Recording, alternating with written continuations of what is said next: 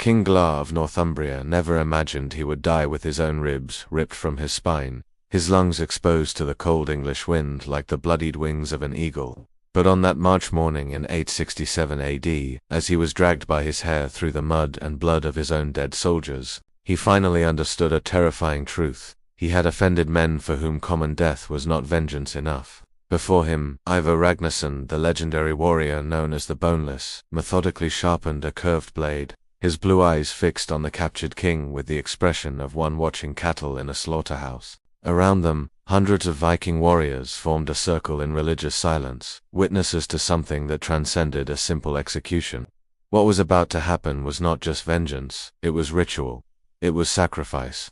It was the blood eagle. To understand why Gleargi was chosen for this horrific fate, we need to go back 2 years earlier, when it all began with another king, another pit, and other deadly creatures. Ragnar Lothbrok was no mere Viking king, he was the very embodiment of living Norse legend. His exploits were sung in every tavern in Scandinavia. He had sacked Paris, humiliated Frankish armies, amassed treasures that would make emperors weep with envy.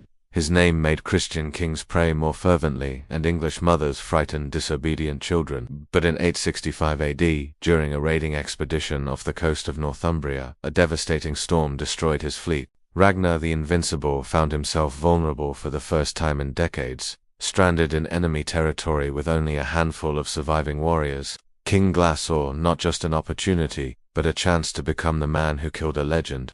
If you're fascinated by true stories that seem like fiction, leave a like now, and subscribe to the channel. We have dozens of shocking historical accounts waiting for you. When Glar captured Ragnar, he could have acted like a nobleman. He could have executed him swiftly with a sword, as dictated by the medieval code of honor. He could have held him hostage for an astronomical ransom that Ragnar's sons would surely pay. He could have exiled him to distant lands. But Glar didn't just want to kill a legend, he wanted to destroy it, humiliate it, turn it into a cautionary tale. So he chose a method of execution that he considered appropriately poetic and terrifying. He had a deep pit dug and filled it with venomous snakes. Ragnar Lothbrok, the terror of the seas, would be devoured alive by serpents. Saxon chroniclers describe the scene in disturbing detail. The old warrior was stripped and lowered into the pit while dozens of snake vipers, perhaps some imported especially for the occasion, crawled over his aged body. For hours, Ragnar endured the bites, refusing to scream or beg for mercy. Instead, he sang ancient sagas, he sang of his conquests, he sang of the gods who would soon welcome him into Valhalla. Ragnar's last words were recorded in the saga that bears his name, and they echoed like a grim prophecy, how the piglets would squeal if they knew the old boar's suffering. Glar laughed at those words. His advisors laughed.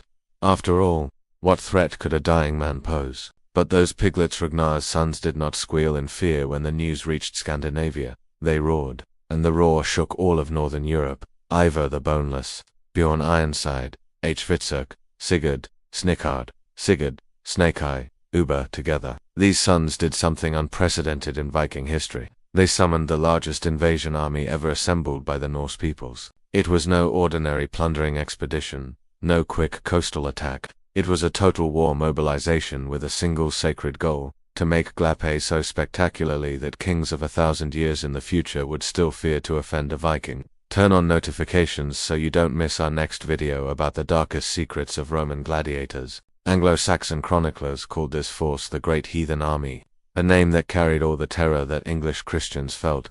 Hundreds of longships crossed the North Sea in 865 AD, carrying thousands of Danish, Norwegian, and Swedish warriors united by bonds of vengeance. For 2 whole years, this army devastated England with brutal efficiency. Kingdoms fell like dominoes. East Anglia was conquered, its king Edmund captured and executed as a Christian martyr. Mercia was forced to pay humiliating tributes. But Ivar, the brilliant strategist who led the coalition, kept his true target always in sight: Northumbria. Glar, the man who dared to kill his father like an animal. With each kingdom conquered, with each English army massacred, Ivar drew closer, and waited, because hasty revenge was not worthy revenge.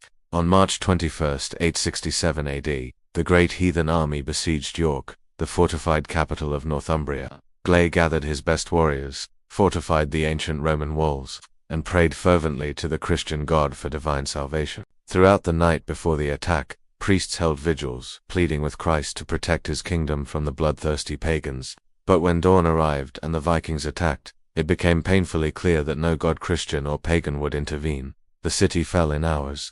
The walls that had stood for centuries were breached. The soldiers who had sworn to defend their king to the death were massacred in the narrow streets, and Glar, the king who had boasted of slaying a Viking legend, was captured alive, dragged through the bloodied streets of his own capital while his subjects watched helplessly.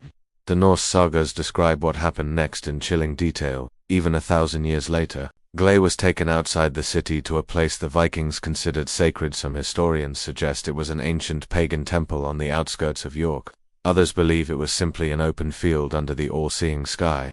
A stone altar was carefully prepared. Viking warriors formed a perfect circle around it, their weapons lowered, their faces solemn. There were no triumphant war cries, no drunken celebration of victory, only reverent silence, the silence of men witnessing a religious act. Ivar the Boneless approached the captured king. According to the sagas, his words were few and cold as fjord ice. "You offered my father to the serpents. Now, I will offer him to the eagle." Gley did not understand. Not yet. How could he? He was a Christian, raised in monasteries and cathedrals, taught about mercy and forgiveness. The Norse gods, Odin, the Orfather who demanded sacrifice and blood, were foreign to him.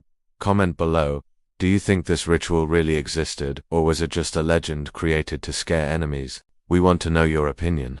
Then began what would go down in history as the Blood Eagle, the most brutal execution ritual ever conceived by the human mind, a method so horrific that even today historians debate whether it actually happened or became an exaggeration of medieval saga. The reality, as we shall discover, may be even more disturbing than the legend. Gley was positioned face down on the stone altar, his arms and legs bound with braided leather ropes so tightly they cut off circulation. The king tried to fight, of course. He shouted threats, promised treasures, invoked his god, but his words were lost in the cold English wind as Viking priests or perhaps Ivar himself, assuming the role of sacred executioner, began guttural chants in Old Norse, invoking Odin, the one-eyed god who demanded blood sacrifices in exchange for victory and wisdom. The blade Ivar held was no ordinary battle weapon. It was a ritual knife, sharpened to the point where a mere touch could cut flesh, polished until it shone like silver in the morning sun. According to the Orkneyinga saga and the tales of Ragnar's son's medieval manuscripts that preserved this story through the centuries, what happened next was executed with surgical precision, not with uncontrolled fury. This was not random mutilation. It was macabre art. The first incision was made along Glas's spine, from the base of his neck to his lower back, a deep cut that exposed the white bone beneath the skin and muscle. The king screamed, a sound the Viking warriors present would never forget. A sound that, according to some versions of the sagas, caused birds to take flight from nearby trees in panic. But the scream was only the beginning. With calculated and methodically precise blows, the executioner began to cut the ribs of the spine, one by one, starting with the upper ones and working his way down. Each rib required multiple cuts through the muscle, through the connective tissue, through the cartilage that attached them to the spine. The sound, according to testimonies preserved in the sagas, was indescribable, a mixture of bone cracking, tearing of flesh, and Glas's increasingly weak screams as his body went into shock. Modern historians who have studied the descriptions estimate that this process took at least 20 minutes, possibly more, each second an eternity of agony for the victim. If this story is moving you, share it with that friend who loves impactful historical content, and don't forget to leave a like to support the channel. But the true horror was yet to come. Through the openings created by cutting the ribs, the executioner's hands penetrated the thoracic cavity. The sagas describe this moment with details that suggest eyewitness testimony, or at least extremely vivid second-hand accounts. Glas's lungs were carefully separated from the thoracic cavity and pulled out through the openings in his back, still connected to the trachea, still horribly trying to function while the king agonized. The bloodied organs were stretched across the victim's open back. The resulting image, according to the Vikings present, resembled the wings of a great red eagle, the wings expanding and weakly contracting with the body's last desperate attempts to breathe. This was the Blood Eagle in its complete form, a grotesque transformation of man into a living offering to the Norse gods. Some versions of the sagas mention in even more cruel detail, coarse salt being rubbed into open wounds. The medical purpose of this would theoretically be to staunch the bleeding somewhat and keep the victim conscious for longer, preventing the mercy of unconsciousness from arriving too quickly. Whether this actually happened to Gley, we will never know for sure, but the mention of salt appears in multiple independent sources, suggesting that it was at least part of the ritual in some cases. How long did Gley survive in this state? The sagas diverge dramatically. Some say minutes, others claim hours. The medical truth, as we will see in the next chapter, probably lies somewhere between these extremes. What we do know is that when she finally died, her body was left exposed as a warning, the bloodied wings serving as a terrifying message. This is the fate of those who kill a child of Odin. Subscribe to the channel and turn on notifications so you don't miss our series on historical execution methods. The next video will shock you even more, but Gley was not the only alleged victim of the Blood Eagle. The Norse sagas mention at least 4 other documented cases, each involving circumstances of treachery or grave offense that demanded vengeance beyond ordinary death. The earliest recorded case is that of King Halfdan, the Black ruler of the Orkney Isles in the 9th century. According to the Orkneyinga saga, Halfdan had betrayed an alliance with Jarl Einar, son of the legendary Rognvald of Muir. When Einar captured Halfdan after a bloody battle, he declared that a common death by the sword would be insufficient for a traitor. The descriptions of what Einar did to Halfdan are virtually identical to glass case, stone, altar, severed ribs, lungs exposed like wings. The similarity suggests that, if the ritual existed, there was a standardized form, an established protocol that was followed in specific cases of sacred vengeance. Another fascinating case is that of Melgalai, king of Munster in Ireland, executed by Vikings in 859 AD. The Irish Anasaurs is generally considered more reliable than the Icelandic sagas because they are contemporary with the events mentioned that Melgalai died in a cruel and unusual way after being captured by Norse forces. Although they do not explicitly describe the Blood Eagle, later sagas connected his death to this ritual, suggesting that it was known and feared throughout northern Europe. What makes this case particularly interesting is that Melgalai had not killed any important Viking leader. His offense was desecrating a Norse temple and killing pagan priests during a raid on a Viking settlement. This suggests that the Blood Eagle was not merely personal vengeance, but religious punishment for sacrilege. The case of Emund, servant of King Olaf, adds another dimension to the story. According to the Heimskringla saga of the Norwegian kings, written by Snorri Sturluson in the 13th century, Emund betrayed his lord by revealing military plans to enemies. When the betrayal was discovered, Olaf personally ordered the Blood Eagle as punishment. What makes this case unique is that the victim was not a king or nobleman, but a servant. This raises important questions. Was the Blood Eagle reserved only for extraordinary cases of offense, regardless of the victim's social status? Or were later sagas simply attributing the ritual to more cases than actually occurred, inflating its frequency for dramatic effect? These questions lead us to the heart of the historical debate that dominates the modern study of this ritual. Comment which of these cases you find most shocking, and if you know of other stories of Viking rituals, share them with us in the comments. To understand why the Vikings would have developed such an elaborate and brutal method of execution, we need to delve into Norse cosmology and its unique concept of honor, vengeance, and sacrifice. In Viking religion, Odin was the supreme god, but not benevolent in the Christian sense. He was a god of war, death, wisdom, and magic, a god who had sacrificed his own eye for knowledge, who hanged himself on the world tree, Yggdrasil, for 9 days and nights to obtain the secret of the runes. Odin demanded sacrifice, and the more significant the sacrifice, the greater the divine favor granted. Viking warriors believed that dying in battle guaranteed entry into Valhalla, Odin's Hall of the Dead, where they would fight and feast until Ragnarok, the end of the world. But being chosen as a ritual sacrifice to Odin, that was something else entirely. The eagle was one of Odin's sacred symbols. According to Norse mythology, the god frequently assumed the form of an eagle to travel between worlds. 2 giant eagles sat on Odin's shoulders. Some versions say ravens, Hugin and Munin, but eagles also appear in various sagas and brought him news of everything that happened in the cosmos. Transforming a sacrificial victim into an eagle, therefore, was not merely torture, it was a sacred transformation, a living offering to the most powerful god in the Norse pantheon. The spilled blood fed the gods. The suffering demonstrated the seriousness of the vengeance, and the victim, theoretically perverted, became a messenger to the afterlife, carrying the message of dishonor to Odin himself. This religious logic, however incomprehensible it may seem to modern minds, made perfect sense within the Viking belief system. But here's the question that has plagued generations of historians. Did all this really happen, or are we facing the greatest medieval propaganda legend ever created? In the next and final chapter, we will examine the scientific, forensic, and archaeological evidence. We will hear what modern experts have to say about the medical possibility of someone surviving long enough for the ritual to be completed. We will explore fascinating alternative theories about what Blood Eagle really meant in Old Norse. And we will finally answer, was this a real ritual performed by Viking warriors, or a poetic metaphor that took on a life of its own through centuries of repetition? The answer may surprise you. In 2014, a group of researchers from Keele University in England decided to do something no historian had attempted before: subject the Blood Eagle to modern forensic analysis. Led by Professor Luke John Murphy, a specialist in Scandinavian studies, and in collaboration with thoracic surgeons and anatomists, the team examined every detail described in the Norse sagas through the lens of modern medicine. The question was simple yet profound.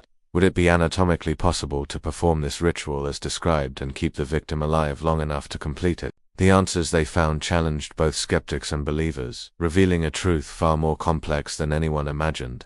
The results, published in the academic journal Speculum in 2016, shook the world of medieval history. From a purely anatomical standpoint, the researchers concluded that yes, technically it would be possible to sever the ribs of the spine and expose the lungs without causing instant death.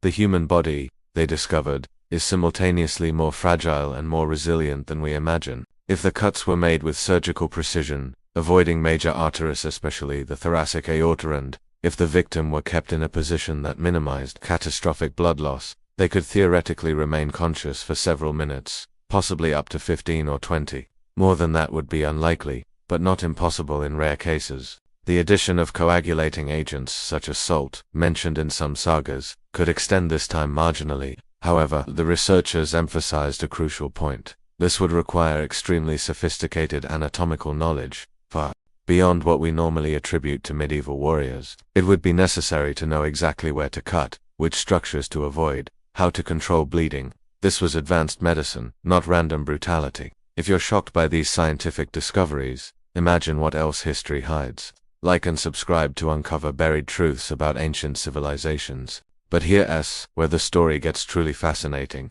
Archaeological evidence suggests that the Vikings actually possessed far more advanced medical knowledge than we generally recognize.